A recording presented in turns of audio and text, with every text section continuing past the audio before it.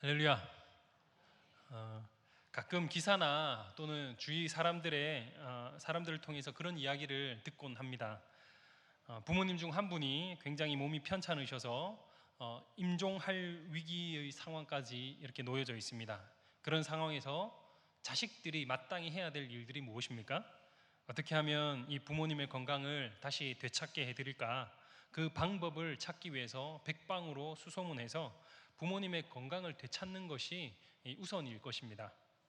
하지만 이 부모님의 건강에는 관심이 없고 자식들은 자신들에게 돌아올 어떤 상속 재산에만 관심을 가지고 싸우는 경우들을 우리는 종종 보게 됩니다. 큰아들은 말합니다. 나는 장남이니까 재산의 절반은 줘야 된다, 그렇게 주장합니다. 그러자 둘째 아들은 말합니다. 그런 게 어딨냐, 재산은 공평하게 나눠야 된다 말합니다. 셋째 아들은 말합니다. 나는 부모님 그동안 모셨다, 그러니까 내가 제일 많이 받아야 된다. 그러면서 형제들은 부모에 대한 어떤 그 병에 대한 부분들은 관심이 없고 오직 자기의 재산에만 관심이 있습니다.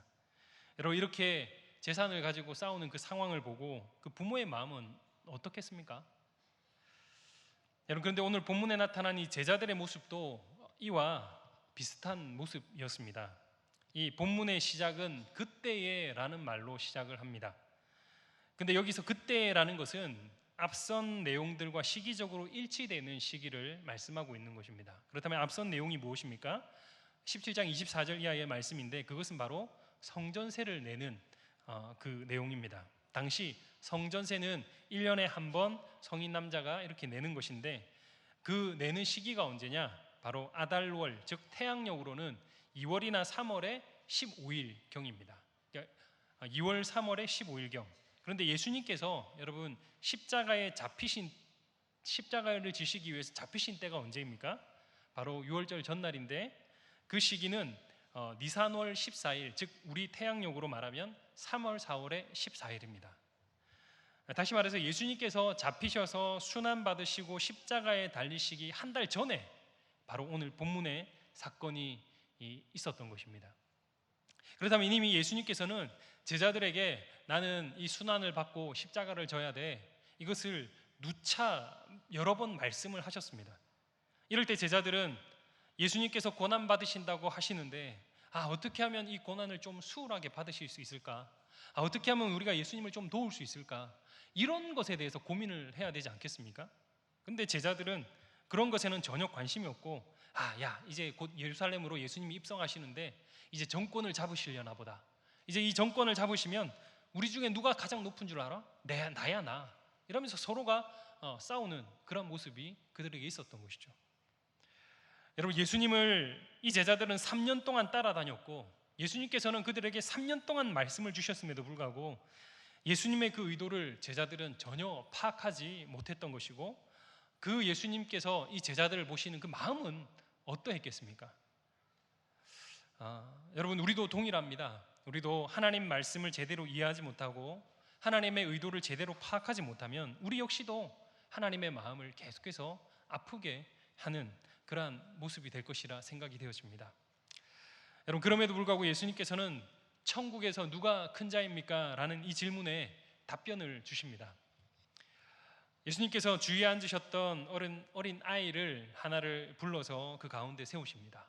그리고 하시는 말씀이 천국에서 누가 크냐? 그래, 이 크기 전에, 큰 자를 파악하기 전에 먼저 해야 될 것이 있다. 누가 천국에 들어갈 수 있냐? 그것을 내가 너희들에게 먼저 말해주겠다 말씀하십니다. 그러면서 천국에 들어갈 수 있는 사람이 누구입니까? 바로 어린 아이들과 같이 되지 않으면 너희들은 결단코 천국에 들어가지 못할 것이다 말씀하십니다. 그렇다면 어린 나이와 같이 된다라는 말의 의미가 무엇이겠습니까? 여러분, 예수님께서는 마태복음에서 천국에 대해서 이미 여러 번 말씀을 하셨습니다. 마태복음 4장 17절 말씀에서는 회개하라, 천국이 가까웠느니라 말씀하십니다. 천국에 들어가기 위해서 가장 중요한 원리는 바로 먼저 회개하는 것이죠. 그리고 마태복음 5장 3절 말씀에서는 심령에 가난한 자는 복이 있나니 천국이 그들의 것임이요 라고 말씀합니다. 여기서 가난하다라는 단어의 뜻을 예전에 한번 말씀드린 것 같습니다. 그것은 바로 파산의 상태를 의미합니다. 파산이 무엇입니까? 아무것도 가지고 있는 것이 없습니다. 그래서 완전히 파산해서 쫄딱 망해버린 상태를 파산이라고 합니다. 그래서 누군가의 도움이 없이는 단 한순간도 살아갈 수 없는 그 상태를 바로 파산 상태, 그것이 바로 가난한 상태라고 예수님은 말씀하십니다. 그런데 심령이 가난하다라는 것은 무엇입니까? 바로 우리의 영혼 상태가 이 영적인 파산 상태를 맞은 것입니다. 그래서 하나님의 도움이 없이는 내가 아무것도 할 수 없습니다. 하나님의 도움이 없이는 내가 단 한순간도 살아갈 수 없습니다 라고 고백하는 것이 심령이 가난한 자의 고백입니다. 그래서 전적으로 하나님을 신뢰하고 의존하며 살아가는 그 사람에게 주어지는 복이 천국이라는 거예요. 그리고 7장 21절 말씀에서는 나더러 주여 주여 하는 자마다 천국에 들어갈 것이 아니요 다만 하늘에 계신 내 아버지의 뜻대로 행하는 자라야 천국에 들어갈 것이다 말씀하십니다. 여러분, 하나님의 말씀을 듣고 행하는 자, 즉 하나님의 말씀에 전적으로 순종하는 자가 천국에 들어갈 수 있음을 말씀하고 있습니다. 그런데 여러분, 이 세 가지의 경우를 우리는 누구에게서 찾아볼 수 있냐? 바로 어린 아이에게서 찾아볼 수 있다는 것입니다. 지난 목요일에 저희 이전에 교회에서 사역하던 그 부목사님들하고 이렇게 좀 만남이 있어가지고 그 가족들과의 만남을 위해서 이게 남양주까지 갔습니다. 이분들하고는 거의 1년에 한 번씩 이렇게 만남을 가집니다. 이전 교회가 굉장히 역동적인 교회라 가지고 해야 할 일들이 워낙 많았습니다. 그래서 제가 그곳에 3년을 사역을 했는데 그 교회는 1년에 같은 행사를 2번 합니다. 봄에 한 번 하고 가을에 한 번 하고 해가지고 마치 이 반년을 살았는데 1년을 산 것 같습니다. 그래서 1년을 살면 2년을 산 것 같고 제가 3년을 살았기 때문에 6년을 산 것 같은 느낌이 든 교회였습니다. 근데 우리 교회는 1년 같습니다. 1년 같습니다. 그래서 함께 사역을 하다 보니까 이 양반들하고는 거의 얼굴을 매일매일 이렇게 봅니다. 그래서 아침부터 저녁까지 저녁 거의 10시, 11시까지 있을 때도 많이 있었고요. 그렇게 있다 보니까 왠지 모를 그 전우회 같은 게 우리 가운데 있습니다. 그래서 끈끈한 정이 있어가지고 이 양반들하고는 자주 만납니다. 그래서 이제 시간을 내서 한 번씩 만나는데 지난번 모임에서 이제 가장 막내 아이가 6살 아이입니다. 근데 그 아이가 이 아이에서 어린 아이의 특징을 좀 찾아볼 수 있었습니다. 첫 번째는 뭐냐면 한 사모님이 이제 그 아이의 엄마가 이제 큐티를 이야기를 쭉 하다가 그런 얘기를 했어요. 6살 딸 아이가 큐티를 하는데 항상 자기한테 와가지고 하는 말이 엄마는 왜 큐티를 하고 적용을 안 해? 엄마는 왜 큐티를 하고 말씀 적용하고 실천을 안 해? 큐티를 했으면 실천을 해야지. 그러면서 딸아이가 엄마한테 늘 그 얘기를 한답니다. 딸아이는 적용하고 실천해야 된다라고 배웠기 때문에 배운 대로 행하는 거예요. 배우는 대로 순종하는 겁니다. 하지만 어른이 되면 어떻습니까? 점차 우리는 배운 것을 있는 그대로 순종하기보다는 여러 가지 핑계를 대고 이유를 대면서 그렇게는 할 수 없어, 좀 어려워, 그렇게 나름대로 그냥 지식적으로만 쌓고는 그 이상 행동은 하지 않습니다. 두 번째는 이렇습니다. 그날 점심 식사를 같이 먹으면서 시작을 했고요. 원래 저녁 전에 나오려고 그랬는데 이야기하다 보니 그냥 저녁까지 같이 먹게 됐습니다. 그 집에 민폐를 끼치고 왔죠.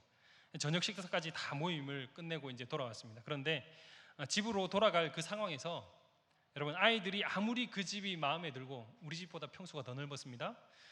그 집에 있는 장난감이나 또 이렇게 가지고 놀 것이 굉장히 좋아도 그 집에 TV가 한 이따만 해가지고 저희 집 것보다 한 2배는 컸습니다. 그리고 그 집에 아무리 좋은 여러 가지 비품들이 있고 그리고 맛있는 저녁 식사가 있었다 할지라도 아이들이 부모님이 가자 이러면 다 따라 나섭니다. 왜 그렇습니까? 아이들은 부모님을 전적으로 신뢰하고 의지하는 자들이기 때문입니다. 여러분, 예수님께서 천국을 어린아이와 같이 되지 않으면 결단코 들어갈 수 없다라는 것에는 바로 이런 의미가 있습니다. 우리가 영적인 파산 상태로 나 하나님 없으면 나 살 수가 없습니다 라고 고백하는 것이 마치 어린아이가 부모님, 엄마, 아빠, 나 엄마 아빠 없으면 나 살 수 없어요. 그래서 아무리 그 집이 좋아도 엄마 아빠가 가자 그러면 가는 거예요. 그리고 예수님께서는 주여 주여 하는 자가 천국에 들어가는 것이 아니라 하나님 아버지의 뜻대로 행하는 자가 천국에 들어갈 수 있다라고 말씀하시는데, 어린아이들은 큐티해가지고 보고 듣고 배운 대로 그대로 따라 행하는 그 특성이 있는 것입니다. 그리고 그걸 따라하지 않는 자들에게는 왜 따라하지 않지? 그걸 이상하게 여기는 거죠. 이게 순종의 모습인 것입니다. 결국 예수님께서 어린아이를 통해서 천국에 들어갈 수 있는 자가 어떤 자인지에 대해서 분명히 말씀하십니다. 예수 그리스도께서 나를 위하여 죽으시고 부활하신 그 사건이 없었다면, 그리고 하나님의 그 은혜가 없었다면 나는 결코 구원받지 못하는 죄인이라고 고백하고 전적으로 하나님을 신뢰하고 의지하며 살아가는 자가 바로 천국에 들어갈 수 있는 것입니다. 그리고 우리가 그 은혜로 구원을 받았다면 이제 우리는 하나님의 말씀에 따라 어린아이처럼 순종하는 자가 천국에 들어갈 수 있다는 것을 분명히 말씀하고 있는 것입니다. 사랑하는 성도 여러분, 우리는 이런 어린아이처럼 하나님을 전적으로 신뢰하고 하나님에 따라 말씀에 따라 순종하는 삶을 살아가고 계십니까? 이제 우리의 삶에 하나님을 신뢰하고 그리고 하나님의 그 말씀에 순종하는 귀한 삶을 통하여서 하나님께 영광이 되어지고 천국 백성 귀한 삶을 살아가는 은혜가 있기를 주님의 이름으로 축복합니다. 다음으로 우리가 볼 것은 예수님께서 제자들의 그 질문에 대해서 두 번째 답변을 하십니다. 그것은 바로 천국에서 큰 자가 어떤 자인지에 대해서 말씀을 하십니다. 우리 4절 말씀 같이 한번 읽겠습니다. 4절입니다. 시작. 그러므로 누구든지 이 어린아이와 같이 자기를 낮추는 사람이 천국에서 큰 자니라. 아멘. 자, 천국에서 큰 자는 결국 어린아이와 같이 자신을 낮추는 자가 큰 자다라고 이렇게 말씀을 하십니다. 자, 그렇다면 여러분, 낮추는 자라고 했을 때 이 낮춘다라는 말의 의미가 무엇입니까? 가끔 우리는 이 말씀을 가지고 자신을 낮춘다고 하면서 모든 일에 괜찮습니다, 아유 저는 안 됩니다 이러면서 뒤로 빠지는 경우들이 있어요. 그러면서 하는 말이 저는 아직 자격이 없어요, 저는 아직 부족해요, 저는 아직 그 일을 감당하기엔 너무 연약해요 라고 말을 하면서 어떤 제안에 대해서 거부를 하는 것을 마치 자기를 낮추는 것처럼 이렇게 해석하고 행동하는 경우들을 종종 봅니다. 하지만 본문에서 예수님께서 말씀하신 자신을 낮춘다라는 말의 의미는 그것이 아닙니다. 오히려 이 반대일 수 있습니다. 여러분, 낮춘다라는 말의 이 원어적인 의미를 살펴보면 여기에는요 무엇이 들어가 있느냐, 겸손하다라는 말이 들어가 있고요, 순종하다라는 말이 들어 있습니다. 그래서 무조건 나는 못합니다, 나는 할 수 없습니다 라고 말하는 것이 자신을 낮추는 게 아니에요. 오히려 나를 낮추는 것은 무엇입니까? 나는 부족하지만 하나님께서 주시는 능력으로 겸손하게 이 모든 것들을 순종하며 주님의 일을 감당하겠습니다 하는 것이 나를 낮추는 것입니다. 그런 자가 천국에서 큰 자다라고 주님은 말씀합니다. 그리고 여기서 한 가지 더, 예수님께서 천국에서 크다라고 말씀하실 때 우리는 그 천국 어떻게 생각하시죠? 장차 우리가 죽음 이후에 갈 천국을 생각하는 경우들이 대부분입니다. 물론 그것도 천국입니다. 하지만 우리가 천국, 즉 하나님의 나라의 개념은 하나님께서 통치하시는 그곳이 바로 천국입니다. 그리고 지금 우리는 하나님의 통치를 받고 있습니다. 그죠? 그래서 우리가 앞서 찬양했던 것처럼 그 어디나 우리는 하늘 나라에 있는 것이죠.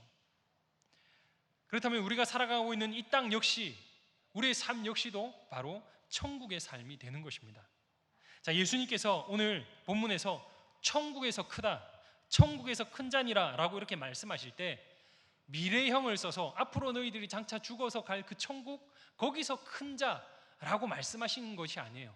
이것을 지금 현재형을 썼습니다. 그래서 너희들이 지금 살아가고 있는 이 삶 속에서 너희들이 천국의 삶을 살아가고 있는데 여기서 너희들이 스스로를 낮추는 자가 큰 자가 될 것이다 라고 말씀하시는 거예요. 여러분, 그렇게 이 땅에서 우리가 낮은 자의 모습, 즉 하나님의 말씀에 겸손하게 순종하여서 살아갈 때 하나님께서는 그 사람을 높이시는 거예요. 사랑하는 성도 여러분, 우리는 지금 하나님의 통치를 받고 살아가는 천국의 삶을 살아가고 있습니다. 이런 현실 속에서 하나님의 말씀에 순종하고 겸손하게 순종하여서 하나님의 뜻을 이루는 자가 하나님의 때가 되면 그 자를 하나님께서 높여주시는 것입니다. 다른 때가 아닙니다. 앞으로 나 천국 가서 높은 자가 될래, 그거 아니에요. 오히려 천국 가면요, 다 모두가 다 평등하게 하나님 앞에 하나님의 자녀로 설 거예요. 그런데 지금 이 땅에서 하나님께서 높이시는 자가 누구냐? 겸손하게 하나님의 말씀에 순종하는 자, 그 사람을 하나님께서는 계속해서 높여주시는 것입니다. 이제 저와 여러분들이 이 말씀에 순종하여서 정말 늘 하나님 앞에 겸손한 자로, 그리고 하나님의 말씀에 순종하는 자로 천국 백성의 삶을 살아갈 수 있는 은혜가 있기를 주님의 이름으로 축복합니다. 기도하겠습니다.